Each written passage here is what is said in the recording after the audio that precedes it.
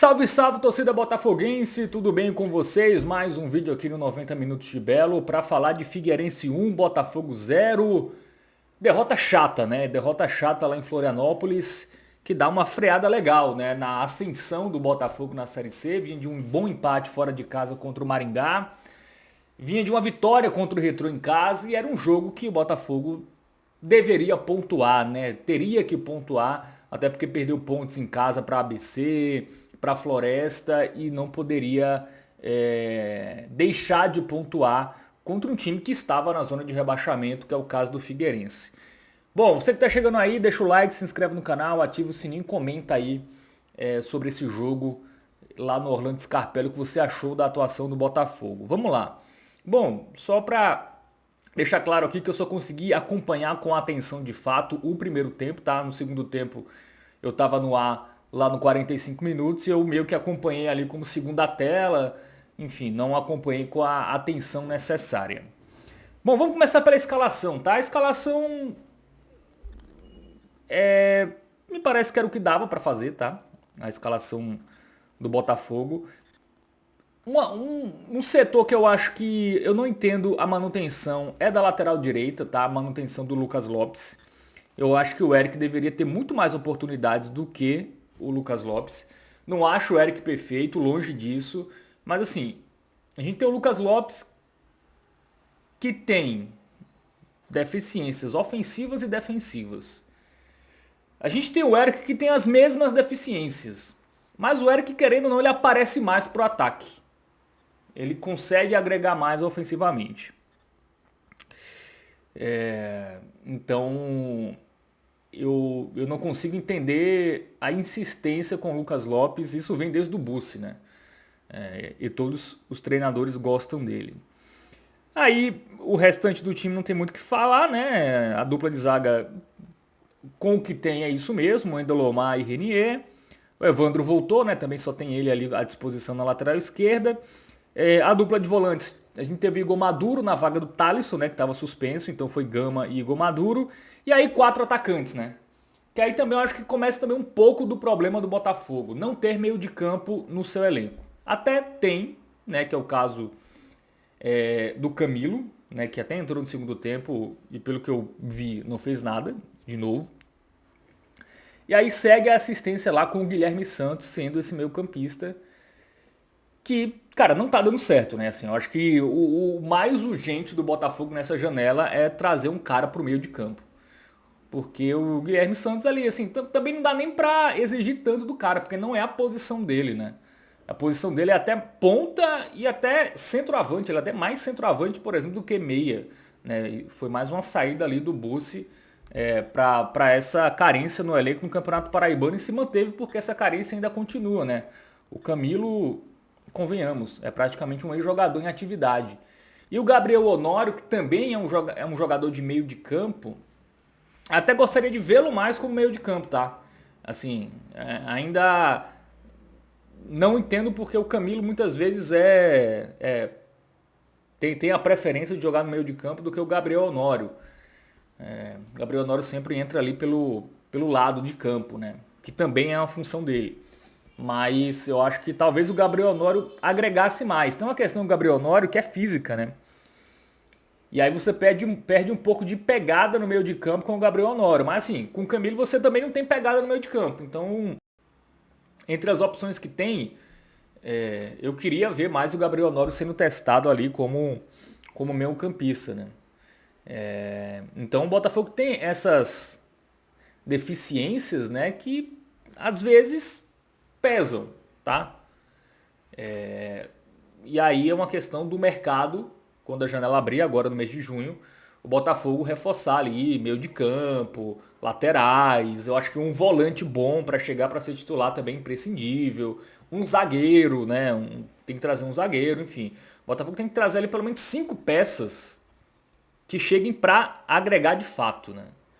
Porque a escalação que a gente viu ontem, que é muito da escalação que a gente já vê nos outros jogos, ela consegue competir, mas ela sempre tem um teto, né? Ela sempre tem uma limitação. E quando você depende do banco também, o banco também não entrega, né? Então tem esse problema. E aí o quarteto de ataque eu acho que é o melhor que tem hoje, né? Guilherme Santos, Silvinho, Rodrigo Alves, e ontem jogou o Denilson, porque o Dourado estava machucado. Vou falar do lance do Denilson em instantes. Mas falando do início do jogo, né, o Figueirense começou melhor, não, não criava tantas chances perigosas, mas dominava as ações com a bola ali. Aí teve um gol do Figueirense anulado, que a imagem não ficou muito clara, mas me pareceu que o jogador estava impedido mesmo, né? E aí o Botafogo melhora depois disso, né? O melhor recorte do Botafogo no jogo foi esse recorte ali, depois que o Figueirense ter o gol anulado. O Botafogo meio que acorda para o jogo e começa também a atacar. E aí tem um lance do Denilson que, cara, é muito decisivo para o tipo de jogo que era aquele. Era um jogo muito disputado, né? Era um jogo ali com as equipes tentando dar o mínimo de espaço possível. O Figueirense, por jogar em casa, obviamente, ia ter mais ímpeto. E aí, no recorte do jogo que o Botafogo consegue dominar, não pode perder um gol daquele, né? Foi um bom passe, eu acho que do Evandro, né? E ali na pequena área, assim, eu acho que é muito difícil você conseguir fazer o que o Denilson fez. Foi muito mais difícil jogar a bola para fora do que jogar a bola pro gol. Ele fez o mais difícil. Que é um jogador que eu gosto, tá? O Denilson é um jogador que eu acho que ele agrega muito dentro de campo. É um jogador que entregou muito na Série C passada, tá? Eu acho que não é um jogador, tem que mandar embora, não presta. Eu acho que é um jogador que agrega, é um bom jogador para ter no elenco. Mas assim, ele é centroavante, né? E centroavante precisa fazer gol. E ele não pode perder um gol daquele. Ali, assim, não tem justificativa. Me pareceu um pouco de displicência pro lance ali. Tudo bem, a bola dá uma quicada e tudo mais, mas o atacante tem que, enfim, tá atento a tudo. E aí ele teve até uma chance no início do segundo tempo, né? Que foi a única, basicamente, que o Botafogo teve, né? Que o goleiro sai, ele chuta em cima do goleiro também, né? Ele não procura nem, sei lá, dar no alto, tentar driblar pro lado, enfim. Então, em termos de finalização, é um jogador que está perdendo muita confiança, né? E isso é um problema, porque ele é um bom jogador, mas sem confiança isso acaba prejudicando muito a ele, né? E, consequentemente, o time. Então, o Botafogo teve. Eu até acho que o restante do primeiro tempo do Botafogo foi aceitável, tá? Assim, no final do primeiro tempo, o Figueirense começa a gostar de novo do jogo, tem a falta que o Fracaro faz uma grande defesa, não, o Michael, e o jogo termina 0-0. E aí no segundo tempo ali, equilibrado e tal, aí depois desse lance do Denilson, né, o Figueirense toma conta do jogo. Aí o Figueirense toma conta até fazer um gol. Que assim, também é meio absurdo ali a defesa do Botafogo, o cara basicamente na pequena área consegue dar uma bicicleta pro outro jogador praticamente na pequena área cabecear pro gol, né? Assim, é o tipo de lance que você não pode deixar o adversário fazer. Assim, dar uma bicicleta na pequena área já é difícil, aí o outro jogador cabeceou na pequena área e assim, até livre, né? Um jogador meio distante do Botafogo ali para marcação. Então essa desatenção nesse lance acabou sendo crucial. O Figueirense fez 1-0 quando merecia de fato fazer 1-0. E aí, repito, tá? Eu não consegui ver o jogo com atenção no segundo tempo. Mas, cara, eu não vi o Botafogo criar uma jogada perigosa depois de tomar o gol. O Figueirense controlou o jogo muito fácil mesmo. O Botafogo não teve forças, não teve jogador do banco saindo para melhorar o time. O time não criou, basicamente, eu posso ter perdido algum lance, até vi depois dos melhores momentos, também não vi nenhum lance do Botafogo depois do gol do Figueirense. Mas assim, o Botafogo não criou nada. Quando ficava com a bola, era uma posse de bola improdutiva, não conseguia fazer nada. E aí foi o que me preocupou, tá? Assim, tudo bem, começa o segundo tempo, o time da casa vai pra cima, faz o gol, mas o Botafogo não ter força pra pressionar, pra buscar o empate, né? Assim, pra criar jogadas, criar lances, criar finalizações ali que você faça o goleiro adversário trabalhar, é preocupante, né? Então esse recorte de 3 jogos aí com o Márcio Fernandes, né? De um empate, uma vitória e uma derrota, né? Me parece muito que vai ser a tônica do Botafogo nessa Série C. Assim. Ao menos que os reforços cheguem, encaixem, o Botafogo vai ser um time ali para fazer uma competição de meio de tabela. Até porque o Botafogo perdeu pontos cruciais contra equipes que ele não poderia perder. Assim, Floresta até tá no G8 agora, mas não dá para perder do Floresta em casa, cara. Não dá para não ganhar do ABC. Tudo bem que o ABC é o rei do empate, né? Empatou quase todo mundo. Mas assim, são jogos que você deveria ter vencido pelo menos um. Se o Botafogo vence um desses jogos, o Botafogo teria 2 pontos a mais, teria 11 pontos e estaria na boca do G8, né? Então o Botafogo desperdiçou pontos que não poderia desperdiçar. O próprio Guarani, que em 8 jogos só ganhou 2. Um foi contra o Botafogo. Então o Botafogo desperdiçou pontos contra adversários viáveis. E aí pegou um Figueirense que está em ascensão. Tá? O Figueirense até saiu da zona de rebaixamento, mas o Figueirense deu uma melhorada boa. O Figueirense tinha vencido na rodada anterior, no jogo em casa, o Ituano, aí ele tinha empatado fora, salvo engano, com o Guarani, mas foi um jogo que ele teve um a menos quase todo o jogo. Né? Então é um time que está melhorando. E essa Série C está sendo muito marcada pelo equilíbrio. Até acho que vou fazer um vídeo depois sobre isso. Mas está muito equilibrado, né? Até por isso que o lance do Denilson, assim, cara, você não pode perder esse gol. Porque são jogos muito parelhos, assim, muito parelhos, que são decididos nos detalhes. Se o Botafogo abre o placar ali, até poderia ter tomado o gol no segundo tempo, até acho que era a cara do Botafogo abrir o placar e depois chamar o empate, mas assim, um ponto é importante, um ponto em Santa Catarina seria importante para a classificação, né? E aí nesse momento, faltam 2 jogos para terminar a rodada, né? Que é Ponte Preta e Ipiranga. Ipiranga é o primeiro time fora do G8. Se o Ipiranga pontuar, por exemplo, a gente vai ter a nota de corte do G8 para 12 pontos, né? E o São Bernardo joga com o CSA também, né? E aí são times ali que estão... CSA é 10º, Ipiranga é 9º e São Bernardo é 8º, né? São times ali que... Certamente o G8 vai terminar com alguém com pelo menos 12 pontos nessa rodada. O Botafogo tem 9, 3 pontos. Não é absurdo, tá? Não é absurdo, 3 pontos. Com a perspectiva da janela melhorar o time, ok.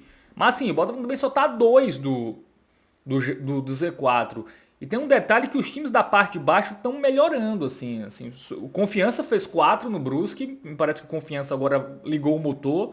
O Figueirense está ligando o motor agora na competição, então são times que podem subir. O Itabaiana, querendo ou não, é um time que em casa sempre pontua na maioria dos jogos. Então é bom abrir o olho também para a parte de baixo. Tá? Acho que o Botafogo não cai. Assim, até quando o Márcio Fernandes chegou, eu falei: o Márcio Fernandes é o tipo de treinador que o Botafogo não vai cair, mas também acho que dificilmente vai subir. E depois desses 3 jogos, a minha convicção aumentou ainda mais.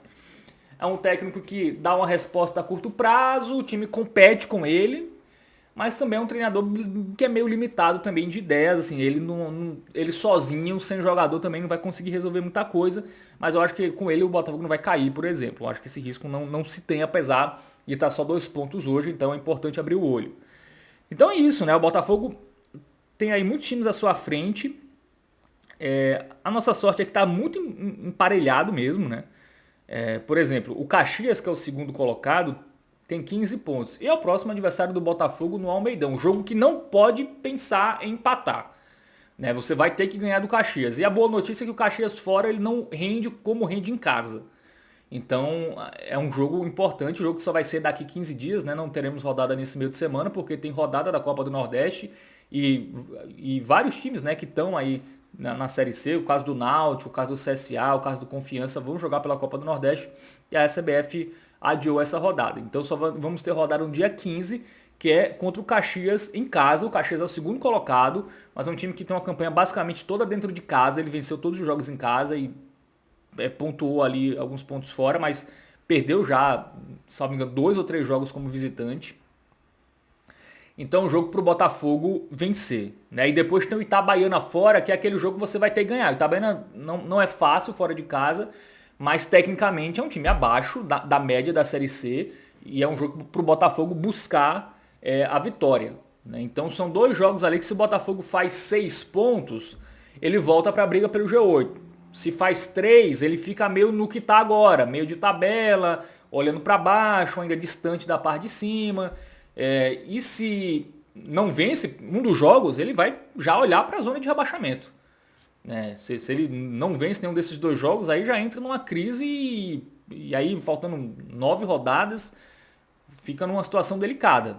Enfim, em tese é isso, tá? O Botafogo é um time competitivo, mas a gente já mostra, já fica claro a limitação do elenco, né? O elenco compete, mas precisa de mais, precisa de banco, precisa de laterais, precisa de um meio campista, não dá para confiar no Guilherme Santos para sempre.